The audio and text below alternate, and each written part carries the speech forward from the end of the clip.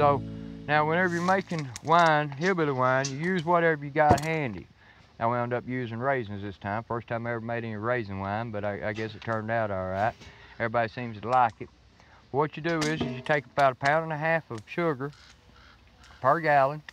So, but we didn't have quite that much, so we wound up putting a 4-pound bag of sugar in there, and we put a box of these raisins in there and put a little bit of yeast in there. Now you don't have to have no exact amount of yeast, because the way it works is the yeast grows by eating the sugar.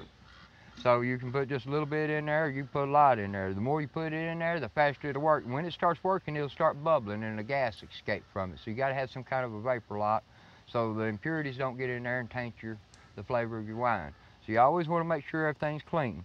Then you'll put it in here and you'll bring it to a boil. Once you bring it to a boil, you'll let it simmer down just a little bit for a few minutes, and after you simmer it down, then you'll add a little water to it to cool it down a little bit, put it in your pot. You don't want it real hot because that'll kill your yeast.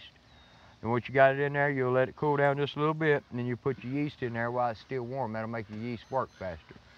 And as long as that balloon, I poke a hole in a balloon is what I usually use, just a little pinhole in a balloon, and put it on top and put some rubber bands on it, and that balloon will be standing straight up. When that balloon finally falls down, then that's when you know it's time to start racking it. In other words, you strain it off, because it'll be all foggy, real bad foggy.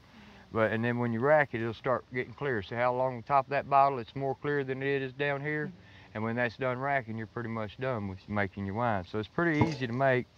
I don't normally drink, to be honest with you, but I like to have a little wine with my dinner every once in a while.